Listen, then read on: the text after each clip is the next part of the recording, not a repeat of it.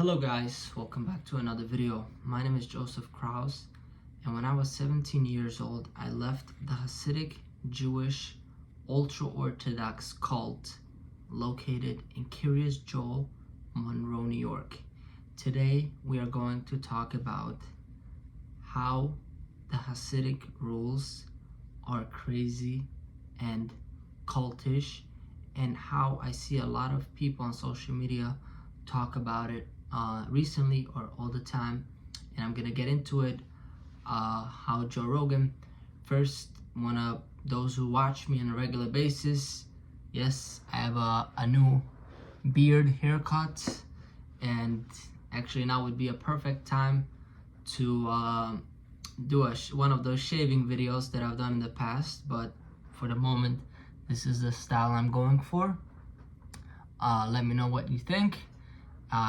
Actually, before I left the Hasidic community, I always had a beard, even longer, like pretty big beard. I don't know how many of you have seen the photos before and after. I have it on my Instagram, Joseph Kraus 18. There should be a link where you can see a before and after somewhere. But yeah, I'm just gonna trim my beard now. And the other obvious thing, as you guys can see, I'm here in a hotel room. Do not think that the journey of leaving the Hasidic community is easy and I'm in a hotel room chilling here. Actually, last night I slept here. There's another bed over there. That one is mine. This is a new bed, freshly made. Last night there was a Haitian guy sleeping here that I've never met before, about 15 years older than me. Okay, so a grown ass African American. Okay, so nothing against them, just explaining the situation. And he may or may not have had a criminal record, and there might be another guy coming. I don't know who it's going to be. So if they do, I'm gonna have to stop the video shortly. I did lock the door, so they have to knock, and then we'll stop the video. So whatever I can say in the time, we'll say.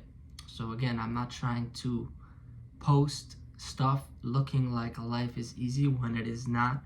I am very transparent, and I will say I have refrained in the past from posting positive stuff. The reason is because I feel like a lot of people on social media are fake, and they only show positive things, and then other people feel like trash when their life doesn't go good. Now, I don't know if all these people, if their life is really good, but here's the thing, I definitely know some people in the world, maybe not just people who leave the Hasidic community, have a not such a good life, or maybe even times in their life where it's not good, it's a struggle, things are hard, it's not always happy and fun. Okay, so but you never really see that on social media. People don't see, not just social, even in real life, people don't say about their struggles. They only say when they made $1 million. They don't say when they lost $1 million. They only show when they having a nice dinner, but they don't show when they have nothing to eat or have to eat some things from a food pantry or something, you know, from organizations. So I thought a guy was coming. It was a shadow. So unfortunately, guys, I cannot tell you exactly what's going on here where I am. One of the reasons is maybe just not to share, not to make things sound too positive, when in fact to lead up to where I am right now was a big struggle. Maybe I'll share it in the future. But at the moment, also for safety, because I don't like to share my location or make people be able to find out my location through sharing too much information. So that's that. So that's what I'm sharing. And again, guys, I'm usually not really preparing for these videos, so I'm like a little all over the place, but I think my message get across. And one thing that I notice is every time I upload videos, people quote things that I said, and it's to me very interesting, because so far it's 4 minutes into the video and I feel like I'm all over the place, but apparently I'm not. I'm very coherent, people understand exactly what I'm saying, and people say I agree, disagree, but it looks like I said something. I wasn't just rambling, okay? So I guess that's how public speaking is. You just put your thoughts out there. As long as you're honest and truthful, people enjoy it and watch it. And as it shows with my thousands of subscribers on YouTube, and thank you so much for everybody who's subscribing and liking each video. I really appreciate it. Okay, so now to today's topic. I've seen today a video on social media. It was like a reaction of some Lubavitch, which is a sect of Judaism. I don't really consider them Hasidic. I consider them Orthodox, which Hasidic is ultra, means extreme. I don't think Lubavitch is extreme at all. Again, it depends where you look at, from what perspective you look at it and what you compare it to. If you compare it to the Hasidic community in Kershaw, Monroe, New York, it is not extreme at all. If you compare it to a regular Christian American family, of course it is extreme. But again, I'm comparing it to ultra-Orthodox. I don't think that's ultra-Orthodox at all. And if anybody disagrees, feel free to leave a comment with factual, objective reasons why you think that Lubavitch is extreme. But anyways, long story short is there's this guy, a couple, I don't even know their name. Maybe some of you guys might know who I'm talking about. And frankly, I don't care to know their name. I never even bothered to read their name. So, but I always, not always, sometimes see them come up on my social media feed, as you scroll, and they're like, talk about many times about Jewish rules or law. So did you know that if you put if you cook cheese in a pot, then you cannot cook meat in the same pot? But did you know that if you put hot water that is above 170 degrees and then you dip it into an ice bath and then you throw salt at it and then you do this, did you know then you can cook meat in it? And did you know that Saturday night, if you don't have this, if you don't have broccoli, you can use horseradish and blah, quack, quack, quack. Nobody gives a flying fuck, okay? And it's not even by choice. I'm a little bit complaining here too, because lately, actually, my social media has been bombarded with all these Jewish influencers. So it's funny how I just saw that video where Joe Rogan, a pretty popular guy, I'm gonna try to quote him here exactly. Unfortunately, I don't really edit my videos, so I would have put in here the part of the video where he says it, but maybe you guys can go Google it. But basically, he said, "I see all these low-level Jewish influencers." That's what he said. And by low level, I don't think he meant to to be disrespectful to Jews. Just saying low level as in like just a random like Jewish guy that decided, or woman that decided to upload a few videos. Not like a big like Adam Sandler is Jewish, right? Like he wouldn't be considered a low level influencer if he uploads a video of a Jewish rule. But just a random motherfucker that uploads every 5 days a new video about some Jewish laws or some other bullshit trying to promote Judaism. And again, when I say Judaism, it's just a short form. Instead of me having to say each time ultra-Orthodox Hasidic Judaism, it's like too many words. So I have nothing against Jews. Definitely have nothing against Israel. Actually, at the moment, my profile has an Israeli flag next to it because, there's the whole war going on in Israel. So I'm trying to show support by having on my profile an Israeli flag. That doesn't mean I'm identifying as Jewish or anything. It just shows that I'm supporting Israel, just like how when there was the Ukraine-Russian war, people put out Ukrainian flags even though they were not Ukrainian at all. It's just a way to show that you support them and you with them, okay? And to show that I'm definitely not anti-Semitic. But that's what Joe Rogan said, that there's all these low-level influencers that pose the Jewish laws, and I don't know exactly what law he was saying. He was just making fun of it. It was like really funny. I wish I could, maybe in the future, or maybe on my Instagram, I'll like just repost the video, and if anybody happens to see this and that at the same time, will know what I'm talking about. But yeah, it was just making fun, and I was like, wow, that really reminded me of the real reason why I left. And maybe that's what I'm gonna title this video. The real reason why I left is because I was sick and tired of all these rules and people talking about the rules as if they're something, as if they make sense, as if anybody believes in it. Even people that I see every day in life in my community that didn't follow the rules or all of the rules, but then later at like dinner or whatever, when you talk to them as just like friends, they would talk about all these rules, how it's as if it's fascinating. You know how maybe sometimes people like to talk about the law, like if this, then it's criminal, but if this, it's civil, and you know, civil procedures, criminal procedures.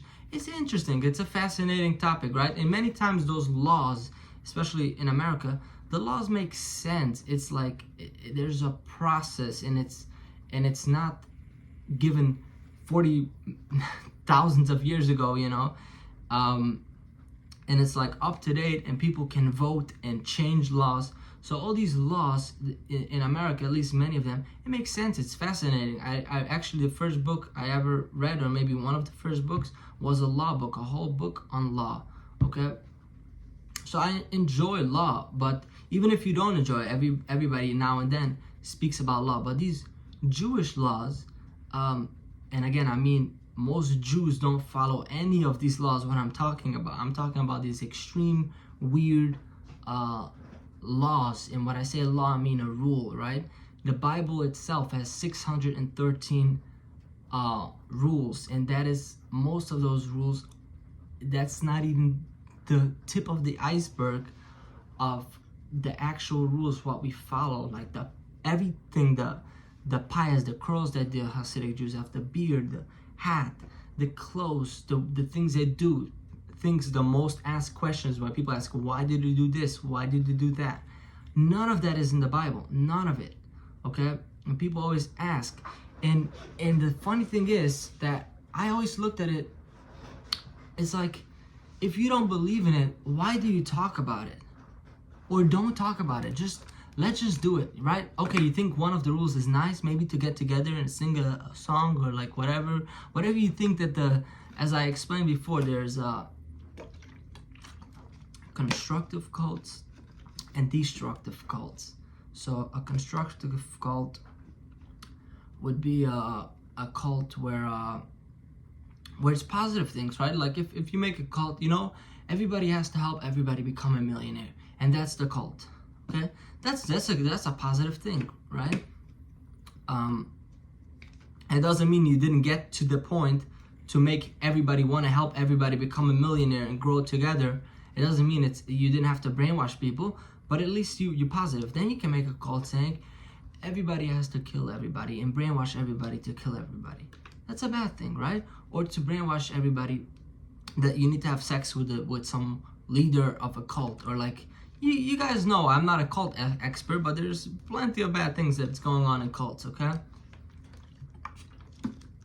And the Hasidic community is actually one of the worst cults. Nobody ever talks about it or even labels it as a cult. And the reason is because it's such a big cult. And it's almost like when you become so big and powerful, you're almost like normal. That's a cult. It still doesn't mean that you didn't get there and you're not held together by cult principles, like what a cult is all about, to brainwash and manipulate and have a leader and all of that, right? So again, people always ask me, why do Hasidic Jews do that? Or why don't you make more videos? I could make a lot of videos and obviously make some money, right? YouTube pays me some money for these videos. I could make a video every day about another Jewish rule, and why do Hasidic Jews have the curls? Why? Or maybe some questions people don't even know to ask. Like I said, did you know that Hasidic Jews can never mix men and women? They always have to sit in separate rooms. And wow, people are like, fascinating, it's so interesting, it's a whole culture, oh my God. I'm like, there's nothing to glamorize it. People are, and the funny thing is, these people who post the videos, They think people are actually glamorized. And the fact that I saw Joe Rogan said what I was thinking all along, that nobody's interested in that. It's like sort of forced to watch it. And they keep saying sometimes, and it's not just on social media, it's in real life too, how all these rules, as if it's fascinating, as if anybody cares. I maybe care if I'm not Jewish at all to hear 1 rule, 2 rules, but to hear it on a daily basis, nobody cares, okay? I'll tell you my own experience. Sometimes in real life, I'm like, people might be fascinated. People that I know, I talk to them. They may ask me even a few questions about the Hasidic community, and then I think I'm gonna tell them about this just to like be a really interesting conversation. I tell them, did you know, like, let's say that when a guy turns 13, they have to go naked with older guys in a little 4x4 pool, every day. Okay, this might be inappropriate, like as Peter Griffin would say, what the fuck is wrong with you? I just sat down. But fucking, even if it's appropriate conversation, more like a normal conversation that people might want to engage with, I don't know, any other rule of the Hasidic community. Let's say that you have to tie your left shoes before your right, and I don't know why my head keeps going to the wrong topics. I was gonna say that you can only wipe your ass. I've never said that maybe, but actually one of the rules is you cannot wipe your ass with your left hand. I just popped up in my head. There's so many fucked up rules. Left hand off limits. Not even gonna explain why, because you put on a certain holy thing on it, so off limits. Right hand, or maybe I might be saying it wrong. Maybe it's only the right hand that is off limits and the left hand that is left. But on the left hand, you put on 3 of the fingers, you put on some holy things at some point. So basically, long story short is I'm pretty sure these are the only 3 fingers, the ones that I'm holding up, that you can wipe your ass with. I'm not joking, this is a fact. They actually, like, it's a rule that they would repeat in public, in speeches, a lot, especially after you turn 13, okay? So I would hear that a lot, and I would never even question it. First of all, it would obviously always be awkward, right? Because there was never sexual education, so even just topics of wiping your ass was awkward to ask or question. But that's what they would say, that this is the only fingers you can ask, you can use. And it makes no sense. I remember I even tried once. I was like, this doesn't work. And they say when you go to the bathroom, you cannot hold your pee-pee to pee. You need to let it loose. You cannot ever touch it. And I remember I never even knew that. Every time they said you can't do it, I thought they were talking about other boys in school doing it with each other. I didn't know they were talking about your own pee-pee, because they used to say you cannot. They never wanted to say the word pee-pee, right? They always said you cannot touch. I'm translating it, literal translation. You cannot touch where you can't touch. Okay? Or no, you can't touch where it's not allowed. That's how they said it, right? But obviously it was implied that down there, and as a young kid, they would say that from like a very young age. And boys always used to, like, just, as they say, explore each other, right? So I never really knew what that means. But even when I got older and I was like, okay, yeah, because the things that I do with the other boys in the bathroom, I can't do that. But my own pee-pee, maybe I can. But when I got, after 13 years old, actually, I remember one time I had a conversation with other boys, and they told me that you cannot touch your own thing or whatever. I'm not going to go into the details how I found out, but basically, long story short, I realized through a conversation with somebody else that all along I was not allowed to hold my own pee-pee, okay? And by pee-pee, I mean dick. So I was like, what? I didn't say that. I was like, I acted, like, let's say when you have a job and you're like, you always act professional. You're like, so somebody said, go do that, and your manager tells you something, you act like you know what the hell you're talking about. Or if you have a business and a client says something, you don't act, you don't say, oh yeah, I don't know how to do this, I never heard of it. You act like you know what the hell you're talking about or you're doing, and then you go and Google it real quick behind their back and find out, and you're like, oh my God, I didn't know about this at all. And then you learn, then you know more. But the same thing was with this. that I didn't know that, and then I like started doing a little research. There was no internet, but I was like, yeah, actually the rules in the community, but somehow my father never specifically told me that. Yeah, I think it was up to the parents to tell about it, but my father was not very proactive, and I felt like I've been sinning all along, especially after my bar mitzvah, and I felt so bad, like I've been doing this sin. But I was like, then I was like, I didn't even have who to ask, but I was like, this makes no sense. At 13 years old, after 13, I found out that you can't hold your own thing. How do you control the stream? Because my mother would always yell, why do you sprinkle the toilet seat? But I'm like, I remember after I turned 13, when she would say it, I was like, I wanted to say it, but what's wrong with you? I can't control it, because sometimes I would actually try to, I would want to not go to hell, because if I hold my own thing, I would go to hell. So I would try to, hands in the air, and try to, if you're a guy, it's even if you hold it, you're always gonna sprinkle, okay, on the toilet seat. But anyways, but obviously most guys, as I would see, even when there would be public bathrooms, they hold it, they don't care. People do it. We all know it's like a thing that everybody does, but nobody talks about. Maybe only certain times when you're younger, you really think it's sin. But when you get older, nobody cares about the rules, okay? It's a thing that everybody does, but nobody talks about how they're doing it. So again, I got so off track here. But the point that I wanted to say is that nobody cares about these rules. These rules that I just talked about is a little bit, how do I explain it? Maybe sexual in nature, or it might be a topic that some might find more interested. Okay, but a regular topic like, oh, you can only tie your left shoes before your right, and you need to tie it. Get the fuck out. I don't even want to know. It's boring, because there's so many rules.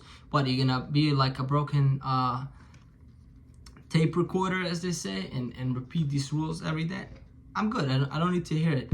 And that goes even within the Hasidic community. There would be all these people that would say, like, wow, there's gonna be this whole thing, we're gonna talk about all the rules, like anybody cares, like the rules makes any sense. Like, it's like, if you're gonna come and tell me about the US law and, like, for example, freedom of speech. Okay, so what is freedom of speech? Freedom of speech is not absolute.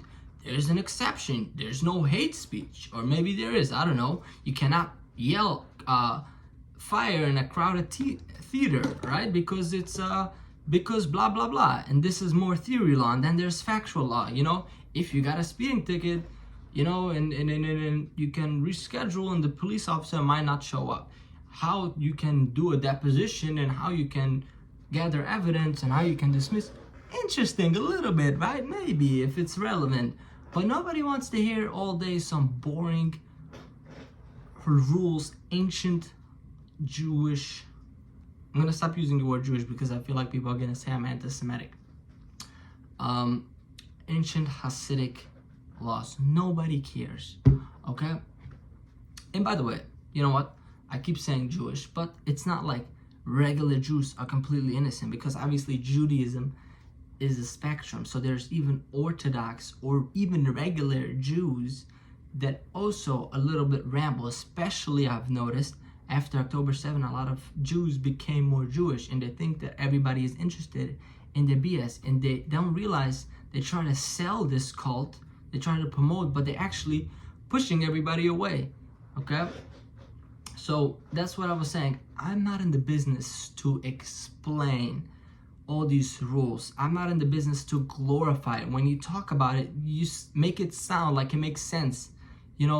I'm recording this video right now, right after Trump came back into office. In the past 4 years, we had Joe Biden, okay? So, if anybody, I'm not even making this political, and I might be wrong, but as far as I saw, when Joe Biden was speaking, the guy didn't make sense. He was an old guy. Maybe in the future it's gonna come out the whole thing where people are really gonna admit it, but for the past 4 years while Joe Biden was president, nobody really talked about it. It wasn't in the media. Nobody said, I'm watching this guy on live television, and he's I have hairy legs. He's not saying anything. His words, it's not even political, but many times when he would speak, the guy wouldn't, I don't know if it was a stutter or what it was, It was a combination of everything. But the guy a lot of times would say a whole bunch of nothing, okay? So that's one thing. But you would watch, let's say, the debate, right? Which everybody knows, and he did so bad, then he dropped out. And that's when Trump and Kamala Harris came in, right? But you would see where he would talk, specifically live TV, right? You would see him live on CNN, on whatever. And then after that, there would be a whole discussion, a panel of like many people talking about, Joe Biden said this, he said that, and he did this, and he said that, and maybe he should do this and not do that. They discussed everything he said, right? And I'm like, what the hell are you guys talking? This guy didn't say. Was I listening to that conversation? That guy wasn't saying anything. He wasn't saying it the way it's almost like the way how they discussed it made it so valid, as if he said a very strong point. It's almost a little bit how I say when I'm talking, I feel like I'm rambling. And there might be a little truth to it, but there might also be, how when somebody hears their own recording, they're like, what the hell is wrong with my voice? People don't like their own voice on audio. I don't know what it's called in English, if it even has a name, but it's a quite known thing that people don't like how they sound on camera. But in Joe Biden's case, it was, I'm pretty sure it's not political, even though I have some political views. I'm pretty sure what I'm talking about is a pretty objective thing. So, alright guys, I have to end the video. Thank you for watching, and subscribe.